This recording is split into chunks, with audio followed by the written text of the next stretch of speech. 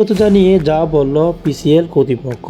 আইপিএলের আসন্ন আসরে কলকাতা নাইট রাইডার্সের হয়ে খেলার কথা ছিল মুস্তাফিজুর রহমানের।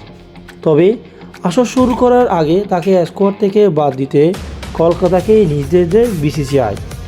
বোর্ডের নির্দেশ মেনে বাংলাদেশি এই পেসারকে বাদ দিয়েছে ফ্র্যাঞ্চাইজিটি।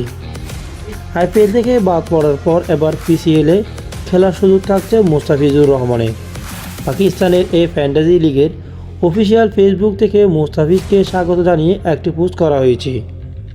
পিসিএলের পোস্টে বলা হয়েছে, ব্যাটাররা সাবধান, এবার নতুন অধ্যায় শুরু করতে যাচ্ছেন পিসিএলের 11তম আসরে যোগ দিচ্ছেন মুস্তাফিজুর রহমান। এদিকে নিরাপত্তা সংখ্যায় আইপিএল থেকে মুস্তাফিজকে বাদ দেওয়ার পর দেশটিতে বিশ্বকাপ খেলতে চায় না বিসিবি।